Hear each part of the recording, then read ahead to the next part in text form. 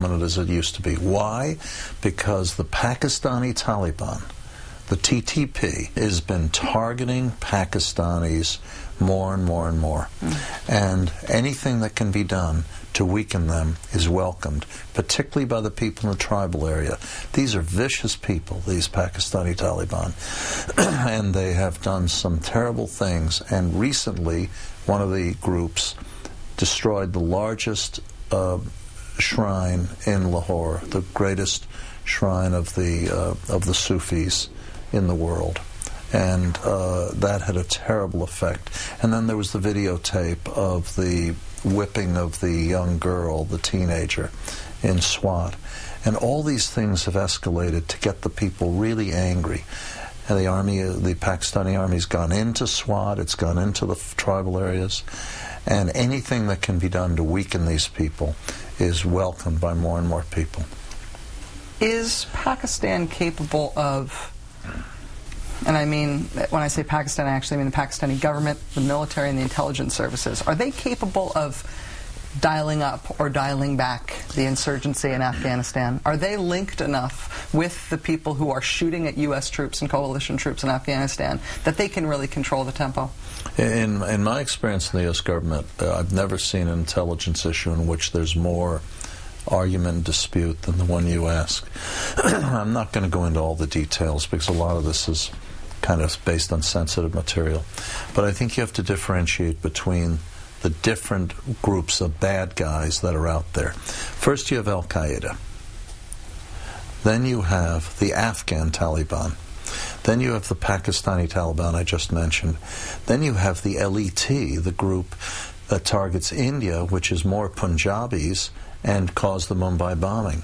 And then you have, last but definitely not least, the separate group of terrorists called the Haqqani Network, which, as I know you heard on your trip to Afghanistan, is the group that goes in from the eastern part of Afghanistan right into Kabul, and they attack the Indian embassy and so on.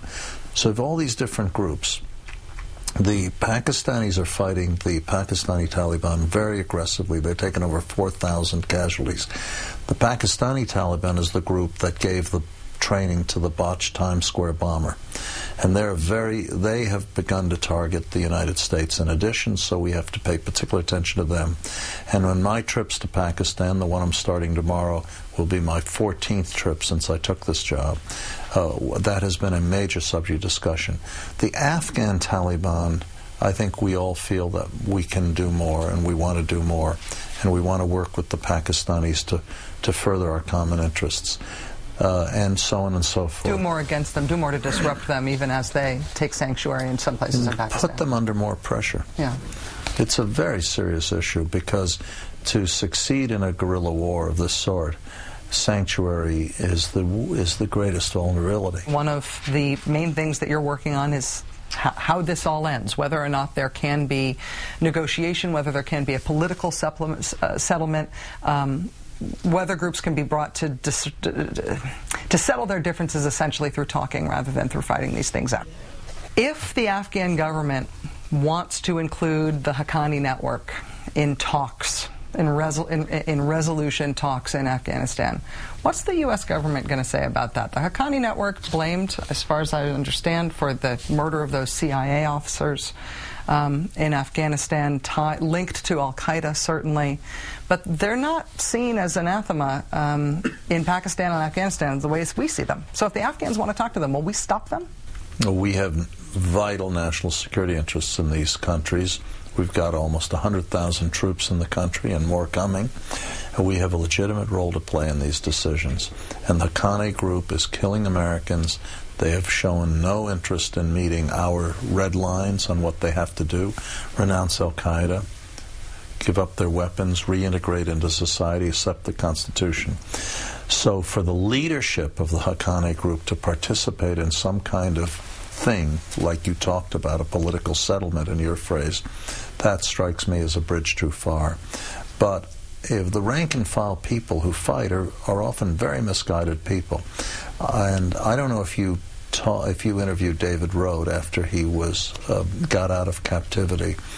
but he, the New York Times reporter who spent 7 months with them, I talked to David quite a bit when he got out, and he had lengthy dialogues with these people. And the younger people who fight with Haqqani are illiterate, uneducated people who believe the Quran sanctions suicide bombers, which it doesn't, who believe that all this terrible stuff about Americans. One of the things that he had constant arguments with his captors about was that the young men who were capturing him kept saying things like 60% of American women are prostitutes. And, you know, how do you know that? They have sex with animals. These grotesque things. These are uneducated, illiterate people who are easily manipulated. If those people want to come in from the cold and join the reintegration programs of Afghanistan, they'd be welcome. But the 2 or 3 top leaders of the Haqqani group, they would fall into what David Petraeus and I would call probably irreconcilables. More with America's Uber diplomat Richard Holbrooke coming right up. At a base in Helmand province at about 2 a.m. today, a group of British soldiers were in a base control room. An Afghan soldier picked up a shoulder-mounted rocket-propelled grenade launcher and shot a grenade at those British troops. 3 killed, 4 wounded. The Afghan soldier then reportedly fled to an insurgent-controlled area. He is still at large. Remember, us and the British and the other NATO forces, we're not supposed to be fighting the Afghan army. We're supposed to be fighting with the Afghan army against the insurgents, which apparently doesn't come all that naturally all the time, since this isn't the first time something like this friendly fire incident has happened. I asked Richard Holbrooke, America's top diplomat for Afghanistan and Pakistan, about this latest incident today. Some brutal news today out of Afghanistan. 3 British soldiers killed, 4 British soldiers wounded in an attack that seems to have been carried out by an Afghan soldier. Are we being naive in thinking that the Afghan people, Afghan civilians, people who'd be potential recruits into the Afghan army, for example, are we being naive in thinking that they definitely want to fight the insurgency more than they want to fight us? In the case that you're describing, I'm not familiar with the details, but it sounds more like a planned case of somebody who joined with the specific intention of doing what he did, but I don't know. In the statement that we can't want to fight more than they want to is both a tautological statement, it's obviously correct, and I think it is also somewhat misleading. Every single public opinion poll taken in Afghanistan, ABC, BBC, ARD, the Charney Group, which briefed us yesterday here in Washington, they always show that the support for the Taliban is in the single digits, 7 to 9%. People remember the black years. The women are even more overwhelmingly negative on the Taliban. They know what it meant for them. So the idea, and furthermore, Afghan soldiers fight very well. Police is a more difficult problem, as you know. So I don't think that is the issue. Recently, I went out to Walter Reed to visit some of the wounded Americans, and I talked at length to a lieutenant and a sergeant who had been partnered with an Afghan army unit on the Pakistani border, and they got into a fierce firefight with the Taliban.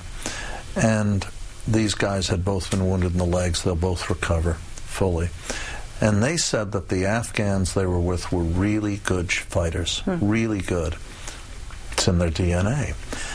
But they said they don't have a good logistical system, and their NCO Corps is not yet where it should be. So I called up Admiral Mullen, the chairman of the Joint Chiefs, and I said, I just heard this from some members of the 101st Airborne who'd been wounded. And he said that's exactly our analysis as well. That's why the training, equipping, and supporting of the Afghan army and police is the key to the long-term strategy we're following in Afghanistan. And I know that David Petraeus shares this view. We have a brilliant three-star general, William Caldwell, in charge of the training and of everyone, and it's finally a unified effort with our NATO allies.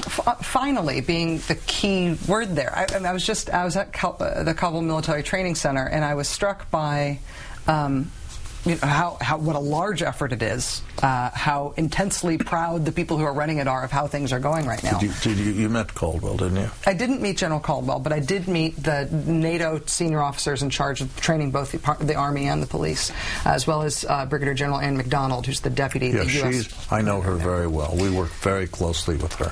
What I was struck by there was that until January, Afghan National Army recruits graduating from basic training, so having completed their basic level training, were qualifying as marksmen at a rate of 30 or 35%.